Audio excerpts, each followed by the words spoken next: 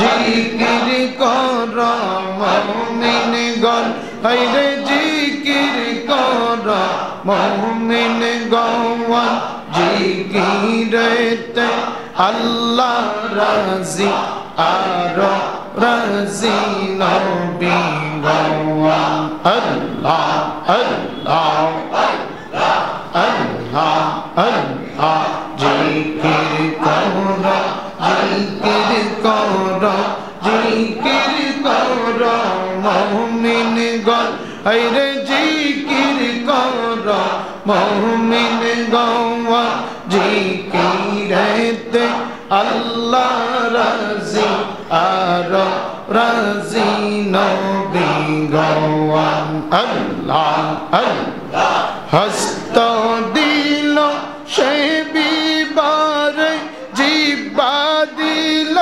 ডাকতে তারে হস্ত দিল সে বিবারে জিহ্বা দিল ডাকতে তারে নয়ন দিল দেখি বারে নয়ন দিল দেখি বারে অন্ধ রইলা কোন কারণ জিকির কর জিকির কর জিকির কর মুমিনগণ হায়রে জিকির কর মুমিনগণ জিকিরেতে আল্লাহ রাজি আর রাজি নবী গণ আল্লাহ আল্লাহ আই মুহাম্মদ কমলিওয়ালা আইরে আমার বুকে আওয়াজ আল্লাহ ডাকে রে তোর পাগলেরা ডাকে রে তোর গোলামেরা শান্তি দাও মোর কলি জাওয়াই আই মুহাম্মদ কমলিওয়ালা আইরে আমার বুকে আওয়াই আই মুহাম্মদ কৌসর ওয়ালা আইরে আমার বুকে আওয়াই আল্লাহ আল্লাহ আল্লাহ আল্লাহ চাঁদ সূরজার গ্রহ তারা জিন ইনসানার ফেরেশতারা সদাই থাকে মাতোয়ারা সদাই থাকে মাতোয়ারা ফুল তুলে দিতে গোলামাই আই মুহাম্মদ কমলিওয়ালা আইরে আমার বুকে আওয়াই আই মুহাম্মদ মদিনা ওয়ালা আইরে আমার বুকে আওয়াই আল্লাহ আল্লাহ তোমায় ডাক দিলে বলার দিকে চাহাইও রে ডাক দিলে বলার দিকে চাহাই ও রে ও প্রাণ ময়ূর সিংহ তুমি ধীরে ধীরে পীরে পীরে চাইও রে আল্লাহ আল্লাহ তোমায় ডাক দিলে বলার দিকে চাই ও রে মুর্শিদ ডাক দিলে বলার দিকে চাই ও রে ও প্রাণ মুর্শিদ রে তুমি ধীরে ধীরে পীরে পীরে চাইও রে মারহাবা আল্লাহ আল্লাহ আল্লাহ আমায় যখন যাইতে হবে আমার সবারি আমার জন্য নিয়ে আসবে সাদা মার্কিন শাড়ি আল্লাহ আল্লাহ আমায় যখন যাইতে গো হবে আমার সবারি আমার জন্য নিয়ে আসবে সাদা মার্কিন শাড়ি আল্লাহ বিদায় বেলায় একবার দেখা দি ও রে মুর্শিদ বিদায় বেলায় একবার দেখা দি ও রে ও প্রাণের মুর্শিদ রে তুমি ধীরে ধীরে পীরে পীরে চল আইয়া রে মাশাআল্লাহ আল্লাহ আল্লাহ লা ইলাহা ইল্লাল্লাহ মুহাম্মাদুর রাসূলুল্লাহ পড়েন সাল্লাল্লাহু আলাইহি ওয়াসাল্লাম আশা যাব বলেন মনে বড় আশা যাব ওরে সালাম আমি করব গিয়ে সালাম আমি নবীজির রওজায় মনে বড় যাব নাই বলেন মনে বড় আশা ছিল আশা আসেনি বাবা দুই হাত উঠে বলেন আছে নারে তাকবীর নারে তাকবীর নারে রিসালাত নারে গাউসিয়া শাহেন শাহে মদিনা মারহাবা আরব সাগর পাহাড়ি দিব নাই কই আমার তোরি ওরে পাখা নাই মোর যাইকে মনে ডানাতে ভর করি বলেন আরব সাগর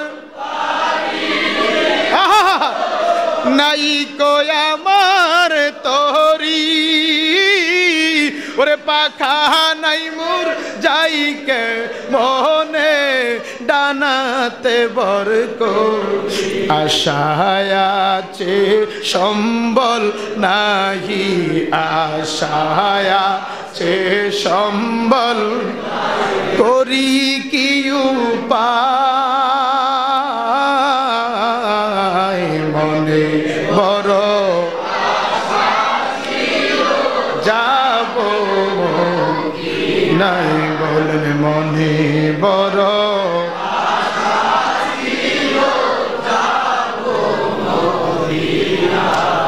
সবাই পড়ি আলহামদুলিল্লাহ আল্লাহ পাকের দরবারে কোটি কোটি শুকর ও সুজুদ যে আল্লাহ পাক আজকের এই বরকতময় রাত্র পবিত্র শবে বরাতের রাত্র ভাগ্য রজনীতে আল্লাহ তাবারক ওয়া তাআলা আমাদেরকে আজকে আশারার নামাজের পরে একত্রিতভাবে কাঁধে কাঁধ মিলিয়ে হিংসা বিদ্বেষ অহংকার সব কিছু ভেদাভেদ ভুলে গিয়ে ধনী দরিদ্রের ভেদাভেদ ভুলে গিয়ে একই জায়গায় একই স্থানে আল্লাহ পাক বসার সুযোগ করে দিয়েছেন বলি আলহামদুলিল্লাহ শুকর সে মহান আল্লাহ তাবারক ওয়া তাআলার দরবারে যিনি আমাদেরকে আজকে একটা রাত দান করেছেন কয়টা একটা রাত্র কয়টা একটা এই একটা রাত্রকে আল্লাহ দিয়েছেন কিন্তু এটার নাম দিয়েছেন চারটা কয়টা কয়টা রাত্র কয়টা নাম কয়টা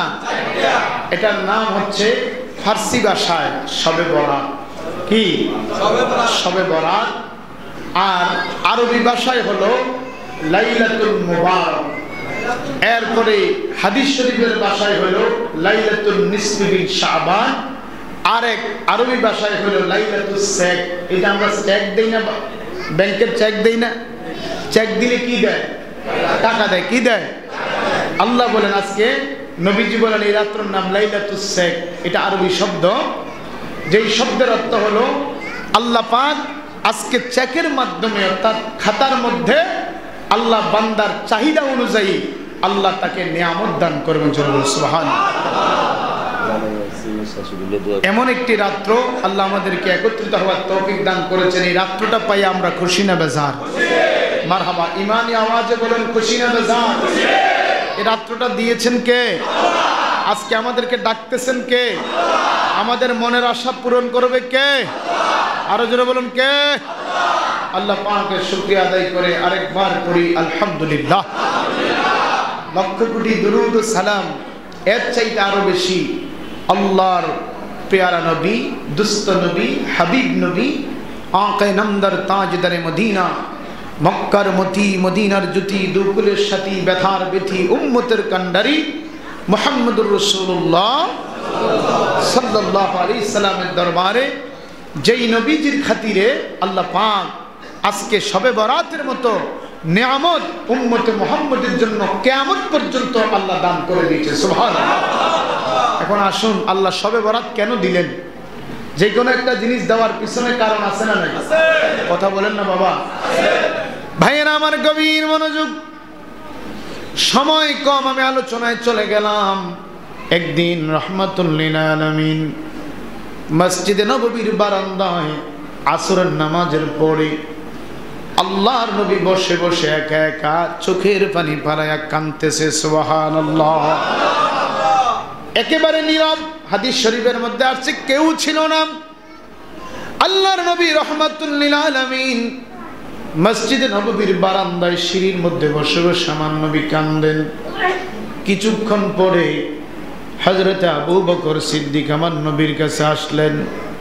যেই মাত্র আবু বকর আমার নবীর চোখের মধ্যে পানি দেখলেন, দাড়ি মুবারকগুলি ভিজে ভিজে টপ টপ করে পানিগুলি জমিনে পড়তেছেন, আবু বকর একটা চিৎকার দিয়া বলে, ইয়া রাসূলুল্লাহ, নবী, নবী গো, এই মদিনার কোন কাফের আপনাকে কোনো গালি দিয়েছে, কোনো খারাপ কথা বলেছে, আপনার মা বাবা নিয়ে কেউ গালাগালি করেছে, এই জন্য বুঝি আপনি নবী কান্দেন?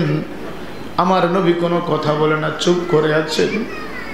কিছুক্ষণ পরে হযরত ওমর ফারুক আমার নবীর কাছে আসলেন।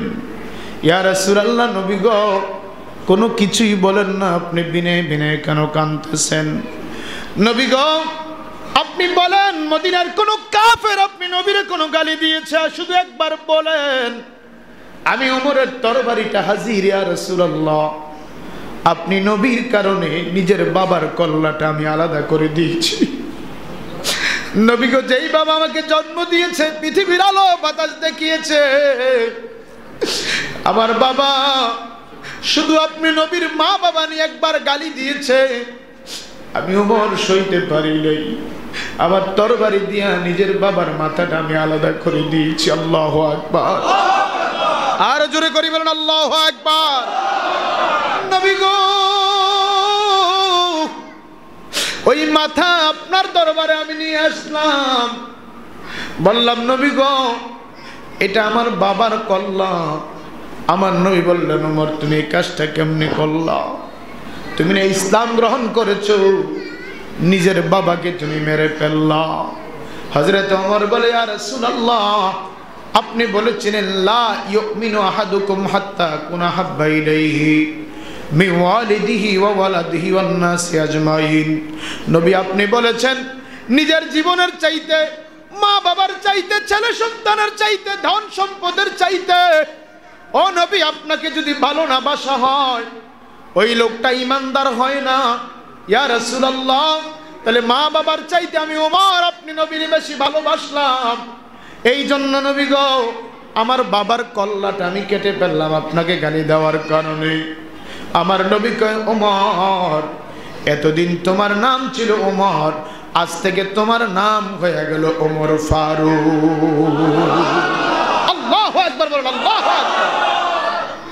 হযরত ওমর ডাক দিয়া কয়, ইয়া রাসূলুল্লাহ, নবী, মদিনার কোনো কাফের আপনাকে কিছু বলেছে বলেন, আমি ওমর বাবার কল্লা রাখি না, এই দুনিয়ার কারো কল্লা আমার কাছে কোনো দাম নাই। আমার নবী কোনো কথা বলেন না। কিছুক্ষণ পর হযরত ওসমান রাদিয়াল্লাহু তাআলা আনহু আসলেন। নবী গো, ও নবী, দুনিয়ার সব সইতে পারি গো, আপনি রহমাতুল লিল আলামিনের চোখের পানি সাহাবারা সইতে পারে না। নবী গো, আপনি উম্মতের মায়ায় দুনিয়াতে আসার আগে বাবা হারাইলেন, 6 বছর বয়সে আমার আল্লাহ আপনার মাকে নিয়ে গেলেন। নবী গো, উম্মতের মায়ায় মক্কা ছেড়ে আপনি মদিনায় হিজরত করলেন। ইয়া রাসূলুল্লাহ, আপনি নবীরে মদিনার কেউ যদি কিছু বলে, আমি ওসমান এই দুনিয়ার সবচেয়ে বড় ধনী, আমার সব ধন সম্পদগুলি বিসর্জন দিয়া আপনি নবীর প্রতিবাদ আমি ওসমান করব। একবার আওয়াজ করে বলেন আল্লাহু আকবার। আমার মুসল্লি বাবারা, একটু গভীর মনোযোগ, অন্তরের কান লাগান। আল্লাহর নবীজি ডাক দিয়া বলে, ওমর রে, আবু বকর রে, উসমান, মদিনার কেউ আমারে কিছু বলে নাই, আমারে কিছু বলে নাই, আমারে কিছু বলে নাই। ইয়া রাসূলুল্লাহ, তাহলে আপনি কেন কান্দেন? আপনার কান্দার পিছনে রহস্য আছে, হাকিকত আছে, কান্নার পিছনে কারণ আছে। নবী গো, আপনি বলেন, বলেন কেন কান্দেন? আল্লাহর নবী ডাক দিয়ে, আবু বকর, ওমর রে, এই দুনিয়ার জমিনে আল্লাহর 2 জন ফেরেশতা আছে। কয়জন? কয়জন? 2 জন ফেরেশতা আছে যারা ছিল আসমানে। একজনের নাম হারুত, আরেকজনের নাম মারুত। এই 2 জন ফেরেশতা ছিল আসমানে। আমার আল্লাহ রাব্বুল আলামিনকে ডেকে বলে, আল্লাহ, তুমি মানুষকে শ্রেষ্ঠ জীব বানাইছো, আমরা তোমার ইবাদত করি, আমরা খাবার খাই না, আমরা বিয়ে করি না, সন্তান জন্ম দেই না, আমরা দুনিয়ার কোনো কাজ করি না, তোমার ইবাদত করি। মালিক, তুমি আমাদেরকে শ্রেষ্ঠত্ব কেন দিলা না?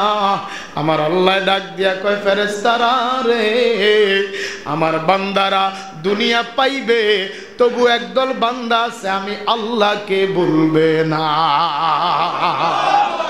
আল্লাহ ডেকে বলে, রে ফেরেশতারা, আমি আল্লাহ যদি তোমাদেরকে দুনিয়ার মানুষের একটা জিনিস দান করতাম, তোমরা তো আমি আল্লাহরে ভুইলা যাইতা। ফেরেশতারা কয়, সাবধান, আল্লাহ অসম্ভব কথা, আপনাকে ভুলা যাবে না, আপনি আমার মালিক, আপনি আমার রব। আল্লাহকে তাইলে পরীক্ষা করা দরকার। কয় করেন। কয় দুনিয়াতে পাঠাইলাম, তোমরা দুনিয়াতে যাইবা, দেখি দুনিয়ার মায়ায় তোমরা পড়ো না, আমি আল্লাহর মায়ায় থাকো। আমার আল্লাহ 2 জন ফেরেশতাকে মানুষের সুরত দিয়ে দুনিয়ায় পাঠাইলো। এর মধ্যে আমার আল্লাহ একটা সুন্দরী রূপবতী নারীকে আমার আল্লাহ ওই তাদের জন্য ঠিক করলো।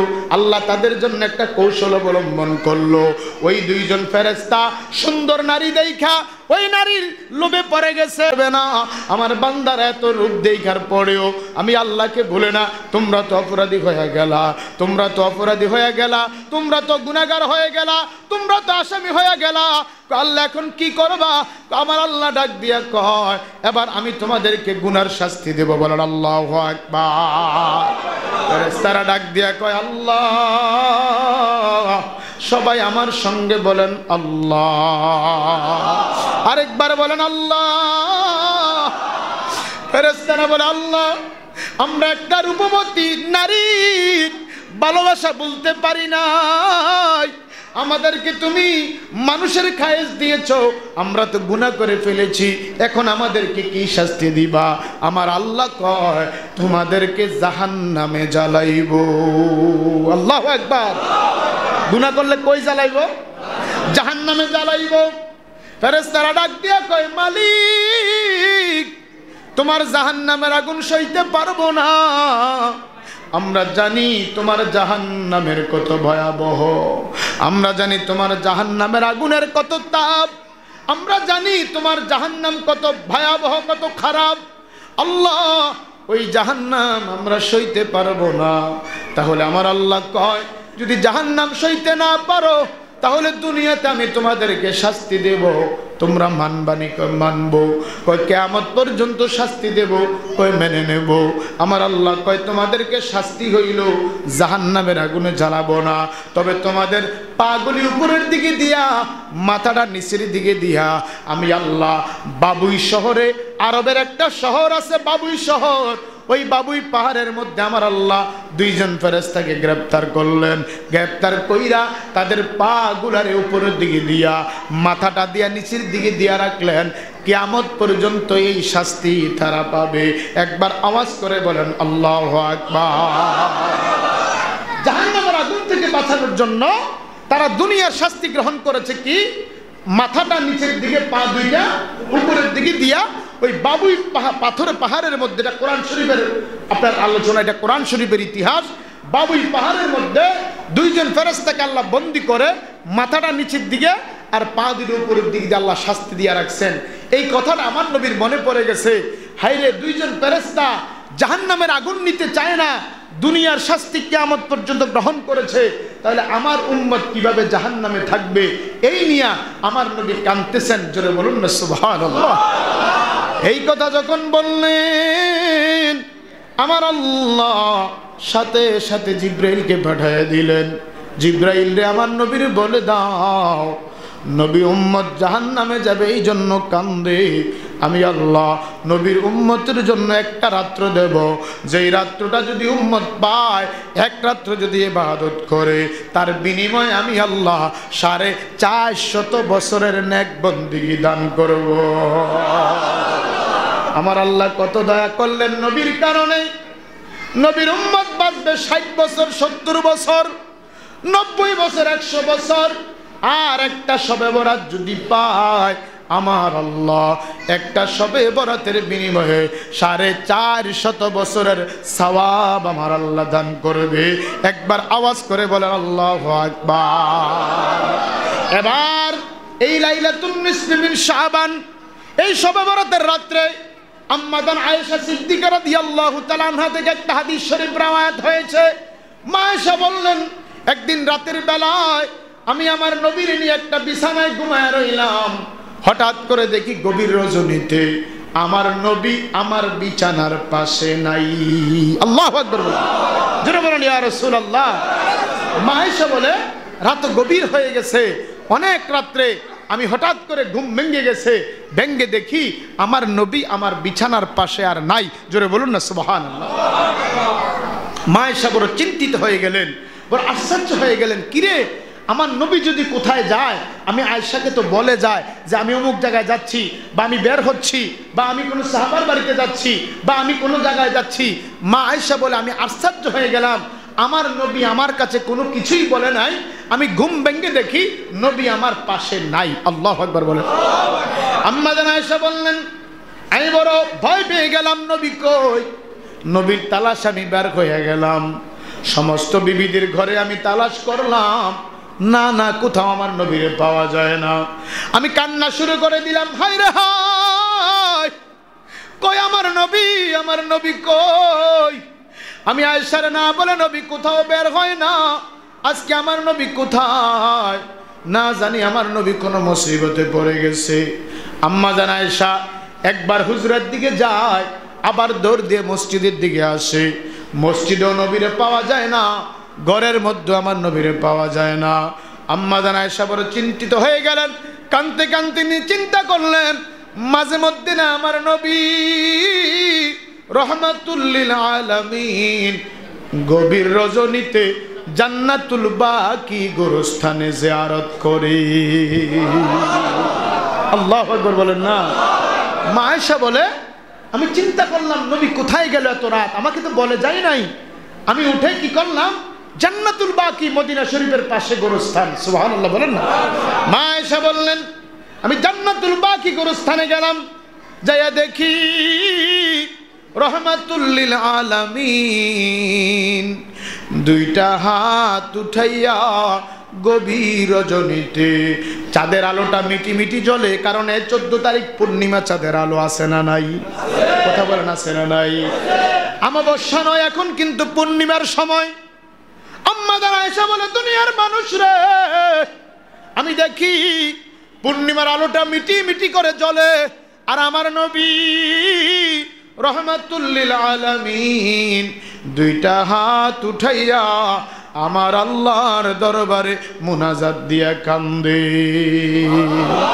আল্লাহুম্মা সাল্লি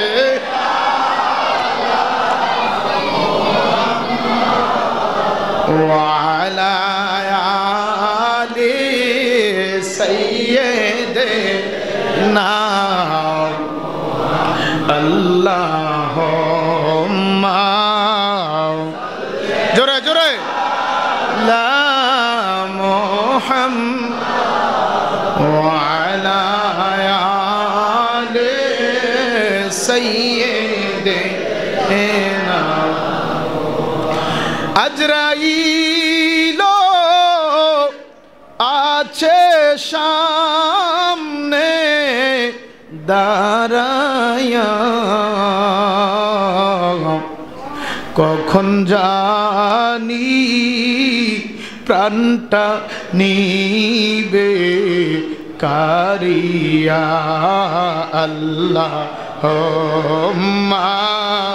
সাল্লি আলা মুহাম্মাদ ওয়া আলা আলি সাইয়্যিদিনা।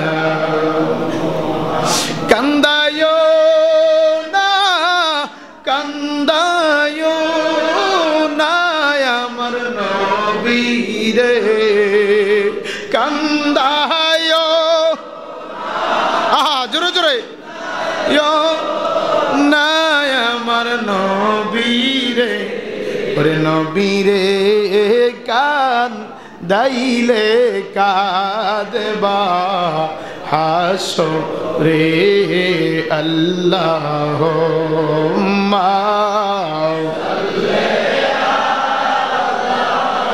মুহাম্মাদ ওয়া আলা আলি সাইয়্যিদিনা। বন্ধু নাই রে বান্ধব নাই রে যেই জায়গায়, বলেন বন্ধু নাই আহা বান্ধব নাই রে যেই জায়গায়, সেই জায়গার বন্ধুগণ মুস্তাফা। আল্লাহুম্মা লা মুহাম্মাদ ওয়া আলা আলি সাইয়্যিদিনা। প্রিয় মুসলিম کرام, আমার কলিজার টুকরা বাবারা, আম্মা জান আয়েশা বললেন আমি দেখলাম আমার নবীজি পূর্ণিমার রাতের বেলায় মসজিদে নববীর পাশে জান্নাতুল বাকি গোরস্থানে জিয়ারত করে কান্দে। চাঁদের আলো নবীজির একেবারে স্পষ্ট দেখা যায়। আমি আবার লক্ষ্য করে দেখলাম হঠাৎ করে ঝড় তুফানের মতো বৃষ্টি আরম্ভ হয়ে গেছে। আমি আয়েশা কিন্তু ঘরের ভিতরে আমি তাকায় দেখি ঝর্ণার মতো বৃষ্টি পড়তেছে, আমার নবীও মুনাজাত ছাড়ে না। আমি আয়েশা বড় চিন্তিত হয়ে গেলাম, পেরেশান হয়ে গেলাম। কিরে রহমাতুল লিল আলামিনের গায়ে এমন ভাবে বৃষ্টি পড়ে, কিন্তু আমার নবী মুনাজাত ছাড়ে না। আল্লাহু আকবার বলেন না, বৃষ্টিও পড়ে মুনাজাত মায়ের সাথে হাদিস শরীফ। আম্মা জান আয়েশা বলে দীর্ঘ অনেকক্ষণ নবী আমার মুনাজাত দিয়ে আছেন। এবার মুনাজাত সমাপ্ত হওয়ার পরে আমার নবী যখন হুজরার মধ্যে আসলেন, আমি আমার নবীর দেহ মুবারকে এইভাবে হাত দিয়ে ঠেকতেছি। কিরা আমি না দেখলাম বর্ষার মতো বৃষ্টি পড়ে, ঝর্ণার মতো বৃষ্টি পড়ে। দুনিয়ার মানুষ, আল্লাহর কসম, আমার নবী যখন হুজরায় আসলেন আমি হাত দিয়ে দেখি এক ফোঁটা বৃষ্টির পানিও দেখা যায় না। আম্মা জান আয়েশা বলে ইয়া রাসূলুল্লাহ, নবী গো, ও মায়ার নবী, আমি দেখলাম আপনি যখন জান্নাতুল বাকি গুরুস্থানে জিয়ারত করেন। আমি হুজরা থেকে তাকায়া রইলাম, আপনার গায়ে ঝর্ণার মতো বৃষ্টি পড়তেছে ইয়া রাসূলুল্লাহ। আমি আরো বড় আশ্চর্য হয়ে গেলাম, ইয়া রাসূলুল্লাহ এভাবে বৃষ্টি পড়লে আপনার অসুস্থ হয়ে যাবেন, ঠান্ডা লেগে যাবে। নবী গো, খোদার কসম আমি হাত দিয়ে দেখি আপনার মাথা থেকে পা মুবারক পর্যন্ত এক ফোঁটা পানিও দেখা যায় না। নবী এটার কারণটা কি? আল্লাহ নবী বলে, আয়েশা আজকে রাত্রটা কোন রাত্র তুমি কি জানো না? কয় না। কয় আমার নবী আয়েশা